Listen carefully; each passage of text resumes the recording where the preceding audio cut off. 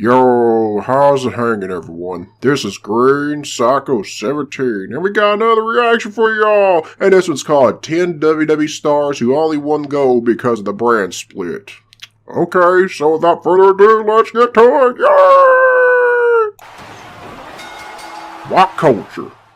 In a perfect world, the brand split is pretty bloody great for a whole host of reasons. Theoretically, we get fresh matches and fresh situations. That was a good match there. Have arisen otherwise, and because that means the glass ceiling is also lowered, performers long deserving of a chance finally get their damn chance. The first brand split ended up leading to two extremely diluted rosters, and WWE's fairly hostile behavior towards the brand split back then was way better than the one we had today. Coming through developmental, now we got shit. For the big stage. Nowhere was this no made good more stars. apparent than when you look at who won the WWE. There's JBL, yeah. Sure, names like John Cena, Chris Jericho. You had to put John Cena there, don't you? Right in the middle, like he's the main guy. Who were clearly the faggot. Beneficiaries of circumstance. Christian, so underrated. The achievements of anyone. Great Khali with the title upside down was more entertaining than what John Cena did. But we're gonna do it anyway. And John Cena's shit. He's not entertaining at all. For the current brand split. Why? Because what's right is rarely what's fun. What an asshole. Okay. I am. My name is Simon from What Culture. Yeah, show yourself. We know who you are. Who only won gold because of the brand split. All right, let's see what you got. Ezekiel Jackson. Ezekiel Jackson had something of a knack for being the Ezekiel Jackson, whatever his name is, he got a championship. W champion, and he would go on to become the final WWE Intercontinental. I forgot all about that shit. Guess it wasn't memorable at all. Of domination got something of a push in the dying days of the Ezekiel Jackson. I was thinking he was somebody else. Never mind. The core with freakish displays of strength. He's built like a mega star, but did he get treated like a star? No, because you guessed it, he's black. Fuck you, Vince. Capital Punishment 2011. The brand split was tailor-made for men like Jackson to break through and win gold. Man, he looks like a badass. I forgot all about him though. I forgot what he could, how he sounded on the mic and everything. Number 9, Candice Michelle. For some reason, Candice Michelle, one of my favorite divas of all time. Man, I want to have sex with her so bad. This led to a whole host of wrestlers getting her too, yeah. Not have been entirely man, I feel like busting nuts all over this fucking screen. Jillian Hall had a 5-minute. I have to watch all these divas on here. Yeah, women's wrestlers, but divas are shorter and it's easier to say. The least deserving from a pro wrestling point of view may very well have been Candice Michelle. She won the Candice Michelle? What the fuck you talking about? She held the strap for almost 4 months before dropping it to Beth Phoenix. Michelle was the first individual from the WWE Diva Search to win a title in the company. But if the roster she posed for Playboy. Should have done porn too. At any point. She certainly improved between. I would have dropped, watched that shit. In a division that also included Mickie James, Victoria, and Beth Phoenix. Man. I don't think so. Number 8, Orlando Jordan. You can look at this one from a number of is that? Angles. Oh yeah, Orlando Jordan. Was never over enough or good enough inside the ring. Because he likes the dick. Yeah, he likes that dick in his mouth. Matches against Chris Benoit. Was fine. He made me cringe when I watched him in TNA. Was the function of a brand-specific storyline in order to add a little fuel to the fire. Yeah, put Cena there. Yeah, he's the main guy. He's Stone Cold Steve Austin. I didn't know that. His stint had little to do with his own ability as a wrestler and everything to do with. Oh, what dick in my mouth of John Cena. Oh, fuck you. Game. The roundabout truth is that without the brand split, I'm JBL, WWE champion for so many days. His cabinet, and then he would have never. Yeah, you gotta put John Cena's face in there because you love him so much. You jerk off and get a hard on. Number 7, Juice and Domino. The first. Oh yeah, I remember Juice and Domino and that Candy Girl or whatever the fuck her name was. I don't remember. I think it was Cherry or I don't fucking remember. But not 2. Doubling the titles meant that a conveyor belt of teams were Road Warriors, True Legends. Tajiri, Shinsuke Nakamura is a poor man's Tajiri, by the way. Hardcore Holly and Cody Rhodes. Don't get me wrong, I love William Regal and Tajiri, but come on. Both Raw and SmackDown also underwent phases where a new... Oh yeah, the Highlanders, I forgot all about them. Didn't one get fired because he went to a TNA event? I don't remember. Case for Juice and Domino. The greasy duo arrived in 2007 and man, that girl back there, she's hot. Cherry.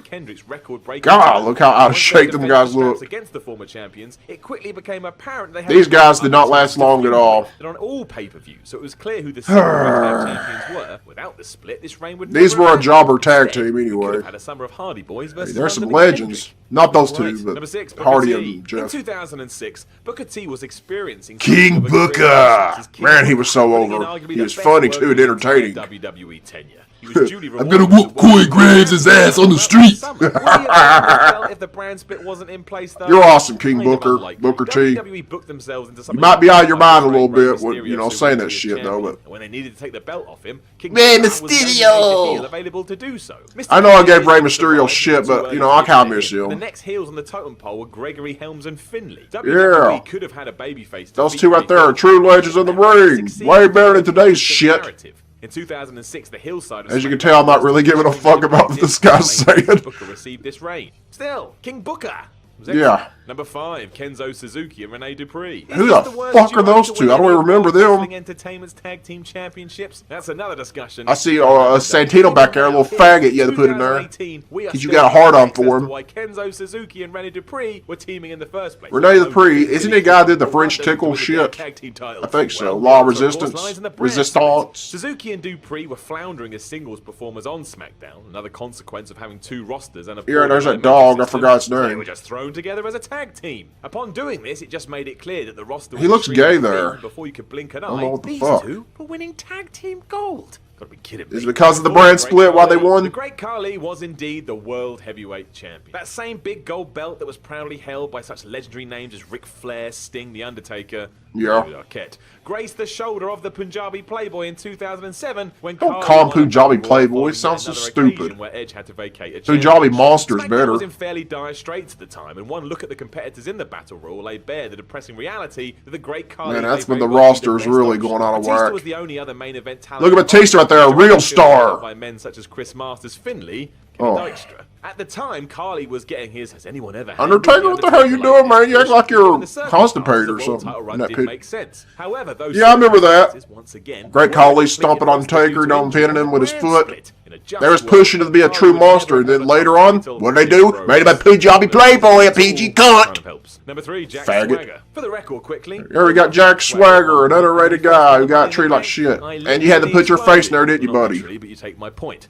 We know who the fuck you are. Imagine me doing that in every video. Not just with fans, but also Pictures with and stuff, you know. themselves, and that it always felt as if management wanted to make him a Jack big Swagger. I forgot how he star, willing to sounded. put in the time to make him a big star. As such, Swagger got lost in limbo, existing somewhere. This guy don't shut the fuck up. That's why I can't never say anything. Some guy talk over Money him. in the Bank victory, he was also kind of the first one where everything fell apart because of it. Before him, whoever did get their hands Hey, there you go, true legend. and were believable world CM champions. Punk, you know, When Swagger I don't did it know. at WrestleMania 26, he was probably the 9th most likely winner out of 10 people. No one expected him to do this, and when he took an age to unhook the briefcase, it seemed as though he himself didn't think he was supposed to win either. He cashed it in just days later against Chris Jericho, switching... I'm trying to listen, guys. Do what you want me to do. From here, Swagger was booked as a joke for his entire run as World Heavyweight Champion, and then he just drifted around after he lost the belt to Rey Mysterio. Would Jack Swagger Well, have been in he his became a joke position anyway, and he to fucking take got the it hell out of that United? company. I Good for don't think him. you need me to tell you the answer to that question. Number 2, Christian. Now, this isn't going to be a popular choice, and everything in my heart, soul, and brain says that Christian did deserve a World Heavyweight Christian's Championship title run was a Let's be fucking honest, joke. If Raw and SmackDown were never made to be Did he, separate like, do it entities, twice? I don't think this ever would have happened. Once If you against want to be a Randy giant Orton asshole, you and- can go one step further and state that Captain Charisma can't wouldn't have remember been the rest. champion at all. if That's Edge how hadn't had to memorable it retire is. young due to injury. And again, Christian 100% deserved this run. But did it seem as though he was ever going to get one? No. Despite his obvious talent, He was always living in Christian Edge's was shadow always gonna because be a Edge is a solid, megastar. entertaining That's hand just in the way it middle is. of the card, challenging for titles now and then, and probably winning the IC and US strap from time to He time. was great in Christian TNA, was actually. a great Christian feud was. over the title It in the shocked summer me. of 2011. He had that, what's The that best Christian guess gang Christian called? won it Christian was Coalition? over I forget. with Edge. I forgot. In many ways, it was a victory of circumstance, even if we all believe that circumstance should have happened anyway. Number 1, John Bradshaw Layfield. The granddaddy of the world champion. JBL was actually a pretty good champion, you know, an evil heel champion. Yeah. Paul Heyman at WWE CW One Night Stand, when Heyman famously told JBL that the only reason he was champion because Triple H didn't want to work Tuesdays. Harsh. I don't think A scratching so. line for sure, but one that's actually difficult to argue with. Despite his ridiculously quick rise to the top of the SmackDown tree, JBL managed to stay WWE champion for almost an entire year. It isn't as A if long he followed a time. mid-card And guess who he dropped the belt to? He Fucking John Cena, that little PG cunt. The Undertaker, Booker T, and others before dropping it at WrestleMania. Yeah, I told you before you even showed it. Anyways, JBL took advantage of the brand split and the fact that WWE had to elevate stars quicker than they should have been elevated. And yeah, it may have taken him 9 or decade to get Worst there, decision but you here in May, JBL, dropping that towel to Cena. With the roster as it was at the time, it is practically impossible. Should have to begged believe Vince to JBL hold it would for, have been world a lot champion longer. without the brand split. Although fair play to the man, he did know how to get booed. Okay. Manchester. So there you go, everyone. 10 WWE superstars who only hold the belt because of the brand split or whatever the fuck. If you want to watch the original video, links in the description. Go watch it because I know I talked over this, but a lot of shit just pisses me off when I see certain images and certain things, and this guy would shut the fuck up so I can't talk. So yeah, go watch it, and I'm going to get the fuck out of here and smoke some weed. So yeah, peace out, and bye-bye, bitches.